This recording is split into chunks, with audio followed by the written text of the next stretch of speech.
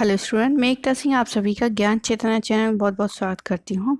आज के इस वीडियो में हम क्वेश्चन आंसरों को देखेंगे जो कि हिस्ट्री के रिलेटेड जितने भी एग्ज़ाम है, चाहे वो यूजीसी नेट हो, पीजीटी हिस्ट्री हो या फिर टीजीटी जो हिस्ट्री का पोर्शन है उसमें ये सारे क्वेश्चन इंपॉर्टेंट है। तो आप यहाँ पर डिटेल में वहाँ से पढ़ सकते हैं वीडियो से, साथ ही इसका जो प्रैक्टिस है वो यहाँ पर लगा सकते हैं।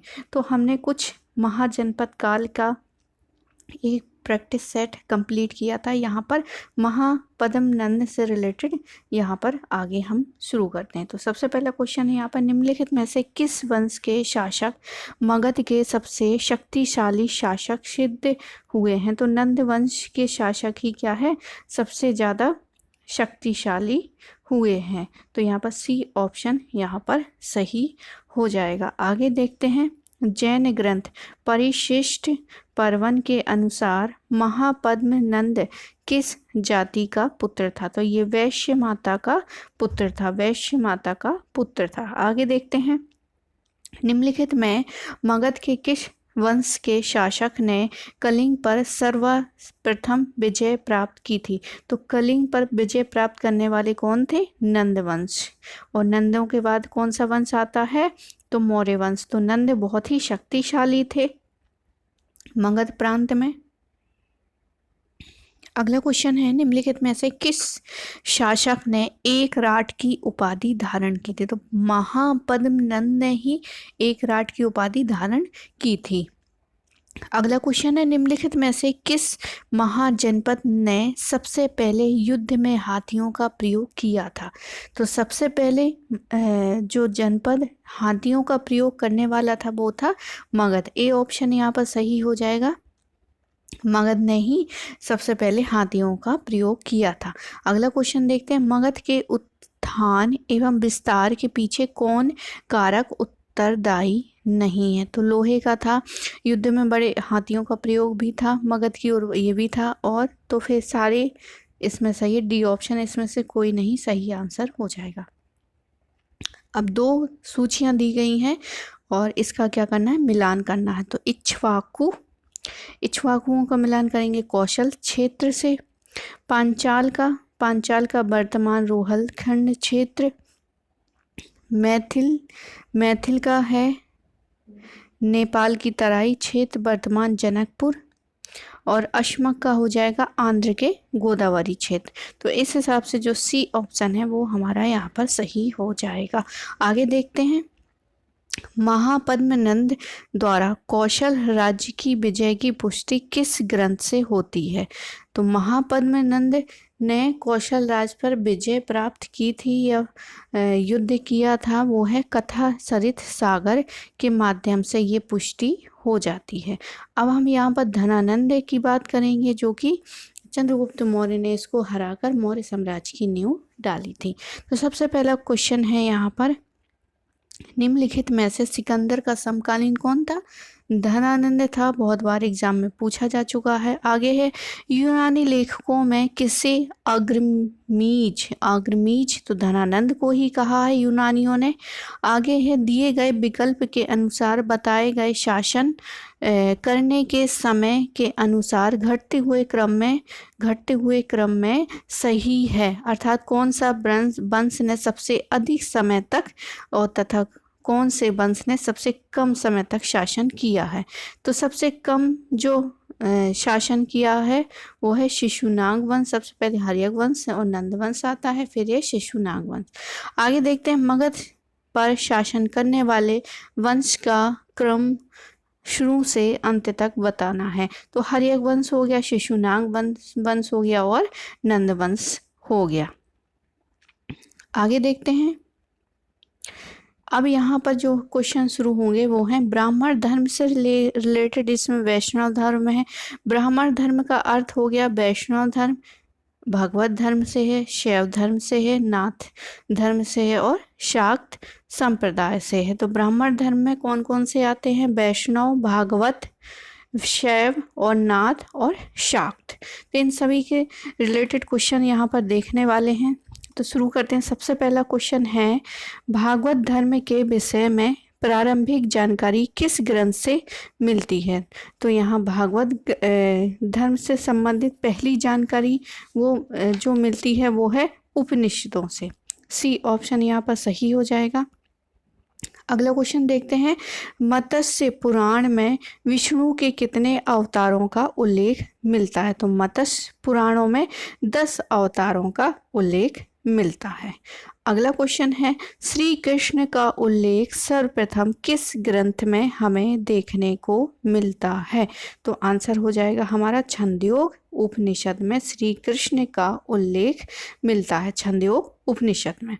अगला क्वेश्चन देखते हैं, ब्राह्मण धर्म के जटिल कर्मकांड एवं यज्ञ व्यवस्था के विरुद्ध प्रतिक्रिया स्वरूप उदय होने वाला पहला संप्रदाय कौन था? तो पहला संप्रदाय जो उदय हुआ है वो है भागवत संप्रदाय। तो भागवत संप्रदाय ही पहला ऐसा संप्रदाय था जो कि ब्राह्मणवाद की बहुत ज़्यादा कर्मकांडीय यज्ञ व्यवस्था इन सभी से ऊब कर क्या है एक नया संप्रदाय बनता है जो कि भागवत संप्रदाय कहलाता है। तो ब्राह्मण सबसे पहले ब्राह्मण धर्म, उसी से फिर रिलेटेड जितने भी संप्रदाय हैं इसी से ब्राह्मण धर्म से ही निकल कर आए हैं। आगे देखते हैं, एक मानवीय नायक के रूप में वासुदेव का सबसे प्राचीनतम किस ग्रंथ में मिलता है? तो मानवीय नायक के रूप में जो उल्लेख मिलता है वो हमें मिलता है कौन से उसमें? तो अष्टाध्यायी में उल्लेख मिलता है। अब सूची 1 और 2 का इसका मिलान करना है। तो वैष्णव धर्म का हो गए रामानुज, ब्राह्मण संप्रदाय ब्राह्मण के हो गए माधव, रुद्र संप्रदाय के हो गए विष्णु स्वामी, सनक संप्रदाय का हो गया निम्बार। तो इस हिसाब से जो कूट बनेगा वो है डी ऑप्शन यहाँ पर सही है। आगे देखते हैं, चतुर्व्यूह पूजा का उल्लेख हमें कहाँ से मिलता है? तो विष्णु संहिता से मिलता है। अगला है, निम्नलिखित में से कौन से देवता पांचरात्र व्यूह में नहीं आते जबकि चतुर्व्यूह में आते हैं? तो जो चतुर्व्यूह में आते हैं वो है साम, यहाँ पर सही आंसर हो जाएंगे। और बाकी जो है वो यहाँ पर साम जो है वो चतुर्व्यूह में आते हैं। तो यहाँ पर जो बी ऑप्शन है वो यहाँ पर सही हो जाएगा। आगे देखते हैं, दक्षिण भारत में भागवत धर्म के उपासक कहलाते हैं। तो दक्षिण भारत में भागवत धर्म के उपासक बहुत बार एग्जाम में पूछा जा चुका है यूजीसी नेट में, तो अलवर यहाँ पर सही आंसर हो जाएगा। अगला है, नारायण का प्रथम बार उल्लेख किस ग्रंथ में मिलता है? तो नारायण का प्रथम बार उल्लेख हमें मिलता है शतपथ ब्राह्मण में। आगे देखते हैं, भागवत धर्म के प्रारंभिक सिद्धांत कहाँ से प्राप्त हुए हैं? तो भागवत धर्म के प्रारंभिक सिद्धांत जो प्राप्त हुए हैं वो गीता से प्राप्त हुए हैं। भागवत धर्म के प्रारंभिक सिद्धांत हमें गीता से प्राप्त होते हैं। भागवत धर्म के अनुसार विष्णु के 3 अवतारों में से कौन सा निम्न अवतार शामिल नहीं किया गया है? तो डी ऑप्शन इसमें से कोई सा भी नहीं है, तो यहाँ पर डी ऑप्शन सही हो जाएगा। आगे एक और यहाँ पर था कि यहाँ पर एक और क्वेश्चन था जिसमें ये बताया गया था कि कौन सा पांचरात्र व्यूह में नहीं आते हैं। तो पांचरात्र व्यूह में जो आते हैं उसका नाम यहाँ पर जो हमें मिलते हैं पंचरत्न व्यूह में, उसके नाम हैं, एक तो वासुदेव हो गए, संकर्षण हो गए और प्रद्युम्न हो गए, अनिरुद्ध हो गए और फिर अनिरुद्ध के बाद एक और हैं लक्ष्मी हो गए। तो ये 5 यानी कि 5 रथ व्यूह हैं और जो चतुर्व्यूह हैं। चतुर्व्यूह देखते हैं अब यहाँ पर चतुर्व्यूह में कौन कौन आते हैं। तो सबसे पहले है संकर्षण, सांब हो गए, संकर्षण, सांब, प्रद्युम्न और अनिरुद्ध, अनिरुद्ध हो गए। तो इस हिसाब से जो है वो हमारा साम यहाँ पर सही हो जाएगा। बाकी आगे देखते हैं। तो चतुर्भुज में 4 देवता हैं, संकर्षण, साम, प्रद्युम्न, और वहीं पंचरात में देखते हैं तो पंचरात में वासुदेव, संकर्षण, प्रद्युम्न, अनिरुद्ध और लक्ष्मी। तो चतुर्व्यूह में साम आते हैं लेकिन पंचरात में नहीं आते, इसलिए यहाँ पर जो है वो ये ऑप्शन यहाँ पर सही हो जाएगा। आगे देखते हैं अगला क्वेश्चन। भागवत संप्रदाय के प्रवर्तक कृष्ण निम्न में से किस कबीले से संबंधित थे। तो वृषण जो है उससे, उस कबीले से संबंधित थे, वृषण से। आगे है वासुदेव कृष्ण को किस जैन तीर्थंकर के समकालीन बताया गया। तो अरिष्टि नेमि यहाँ पर सही हो जाएगा, ए ऑप्शन। आगे देखते हैं विष्णु के अवतारों में से कौन सा अवतार सर्वाधिक लोकप्रिय है। तो जो सर्वाधिक लोकप्रिय है वो है, सर्वाधिक लोकप्रिय जो है वो है यहाँ पर सर्वाधिक लोकप्रिय पूछा है तो इसका आंसर हो जाएगा वराहमिहिर, वराहमिहिर सही आंसर हो जाएगा। आगे देखते हैं अवतारवाद का उल्लेख स्पष्ट रूप से किस ग्रंथ में मिलता है। तो अवतारवाद का उल्लेख जो है वो स्पष्ट रूप से भगवत गीता में मिलता है। ईसा पूर्व पहली सदी में नानाघाट अभिलेख से किस देवता का विवरण प्राप्त होता है। तो संकर्षण और वसुदेव दोनों का ही मिलता है, तो डी ऑप्शन यहाँ पर हमारा सही हो जाएगा। आगे देखते हैं वैष्णव धर्म के महत्वपूर्ण अवशेष जो हैं देवगढ़ यानी झांसी का दशावतार मंदिर है, ये किस श्रेणी का बना है। तो दशावतार मंदिर जो है पंचायतन शैली में बना है। आगे देखते हैं राष्ट्रकूट नरेश दंती दुर्ग ने किस स्थान पर दशावतार का मंदिर निर्माण कराया था। तो दंती दुर्ग ने जो है एलोरा में जो है दशावतार मंदिर का निर्माण करवाया था। अगला क्वेश्चन है विष्णु के 52 अवतार का उल्लेख किस लेख में हुआ है। तो विष्णु के 52 अवतार का लेख हुआ है जूनागढ़ लेख में।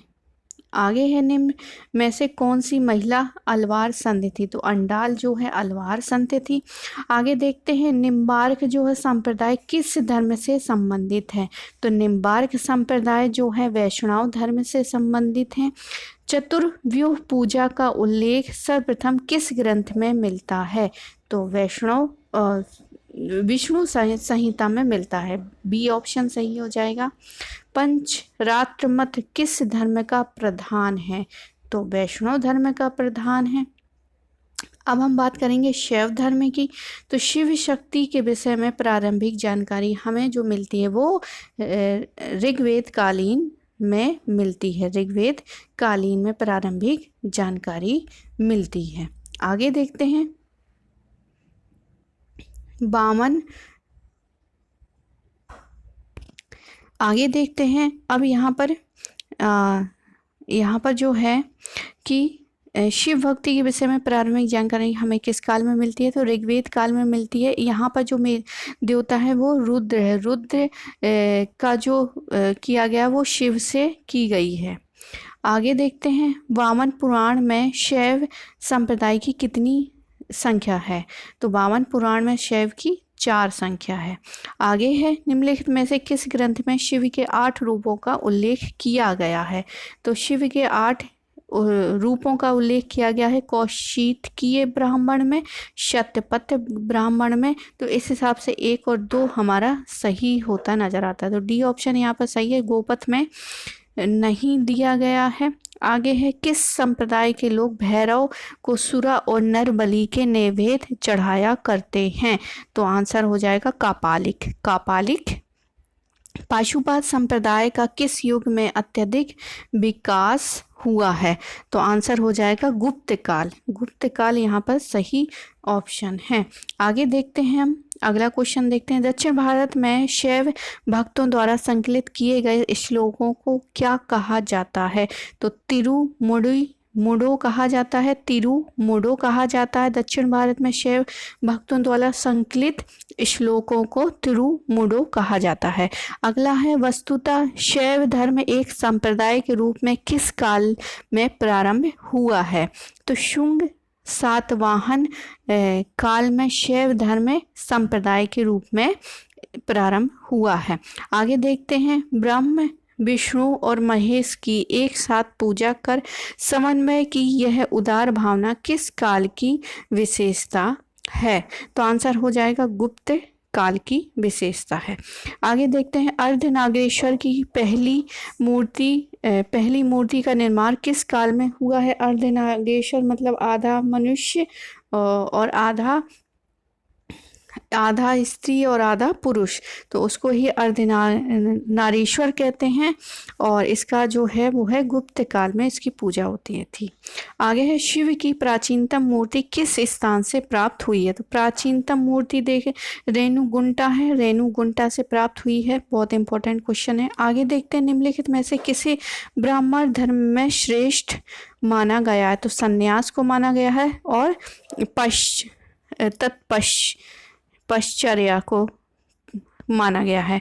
तो ए और बी हमारा सही हो जाएगा। आगे देखते हैं निम्नलिखित में से किस लेख में अश्वमेध यज्ञ कराने का उल्लेख प्राप्त होता है? तो हमारा जो है गोसुंडी से अश्वमेध यज्ञ प्राप्त करने का एक लेख प्राप्त हुआ है।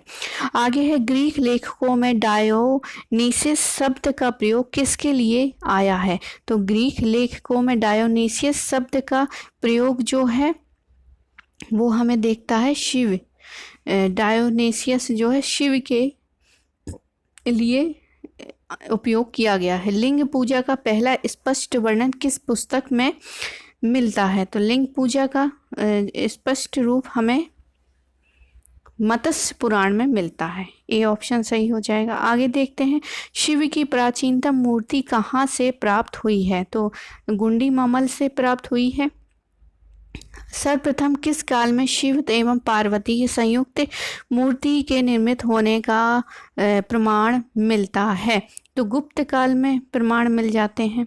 गुप्त काल के किस शासक ने शासन काल में भूमरा और नचना कुठारा के शिव और पार्वती के मंदिरों का निर्माण किया था? तो किसके काल में हुए थे ये यहाँ पर पूछा गया। तो कुमार गुप्त के समय में हुआ है। कुमार गुप्त के समय में नचना कुठारा और भूमरा का शिव मंदिर का निर्माण किया गया है कुमार गुप्त के समय में। आगे है चंदेल शासकों के शासनकाल में खजुराहो में किस मंदिर का निर्माण किया गया है?